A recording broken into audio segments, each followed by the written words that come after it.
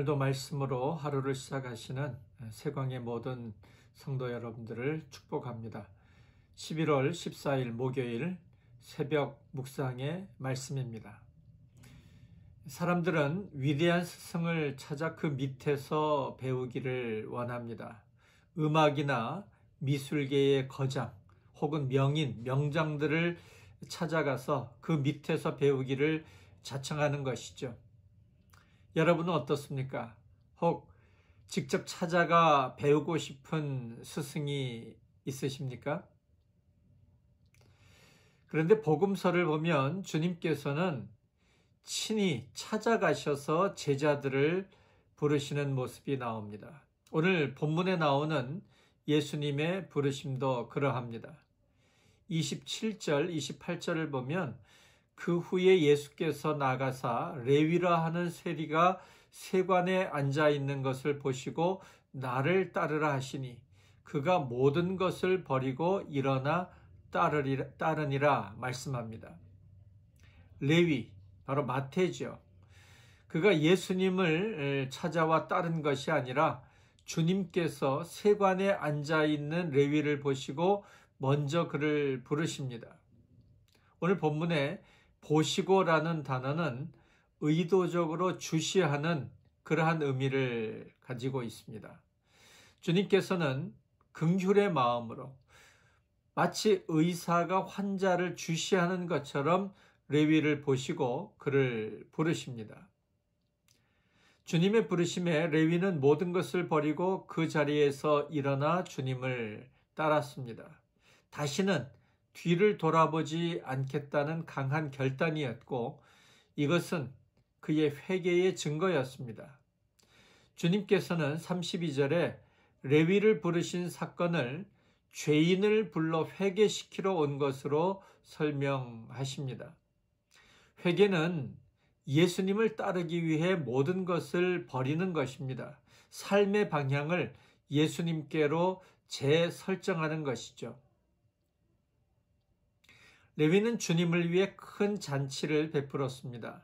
30절을 보면 바리새인들과 서기관들은 주님의 제자들에게 세리와 죄인들과 함께 식사하는 문제를 비판하고 있습니다. 바리새인들의 시각에 세리들은 언약 공동체 밖의 사람이었고 부정한 자들이었습니다.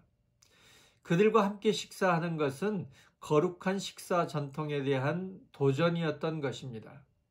그러나 예수님은 바리새인들의 태도를 비판하십니다.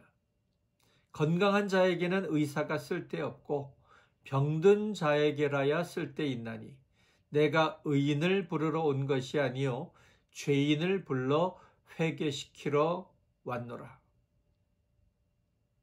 주님의 관점에서는 세리와 죄인들이야말로 복음이 필요한 가난한 자들이었고 회개를 통해 치유받아야 할 환자들이었던 것이죠. 주님은 의사를 찾지 못하는 환자들을 친히 찾아 만나 주셨습니다. 그것은 그들을 회개시키기 위함이었습니다.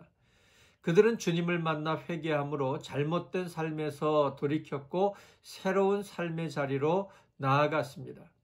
그리고 그들은 주님과 함께 잔치의 자리에 참여했습니다. 우리가 천국의 잔치에 참여하는 자가 되는 것도 마찬가지입니다. 죄인의 자리에서 돌이켜 회개함으로 주님을 따르는 자가 되고 주님과 함께 잔치에 참여하는 자가 되는 것입니다. 33절 이후를 보면 바리새인들은 금식에 대해서도 주님께 따져 묻습니다. 그렇지만 주님께서는 혼인집 손님들이 신랑과 함께 있을 때에는 금식을 하지 않는다 이렇게 말씀하시죠. 예수님이 계신 곳에 금식이 그치고 잔치가 열립니다. 주님께서는 용서와 치유를 통해 우리의 삶을 기쁨과 감사의 잔치자리로 바꾸어 주십니다. 주님께서는 새 포도주는 새 부대에 넣어야 한다고 말씀하십니다. 죄인을 제자로 부르시고 죄인들이 돌이켜 천국 잔치에 참여하는 자가 되는 것이 주님께서 주신 복음의 은혜이며 새 포도주입니다. 주님께서 오시어 선포하신 하나님 나라와 복음의 정신은 죄인을 부르시고 그들이 돌이켜 회개하고 하나님 나라의 백성이 되는 것에 있습니다. 오늘 우리는 증오와 배척과 다툼이 있는 곳에 진정한 평화와 화해가 이루어지기를 기도하기 원합니다. 또한 주님께서 죄인을 찾아오시고 그들을 회개의 자리로 이끄셨던 것처럼 우리도 복음이 필요한 자들을 찾아 그들에게 사랑을 전함으로 이 땅이 치유되고 하나님 나라가 임하도록 힘쓰는 자들이 되기를 원합니다. 오늘 하루 세광의 모든 성도 여러분들이 하나님 나라의 도구로 쓰임받는 행복을 누리시기를 주님의 이름으로 축복합니다.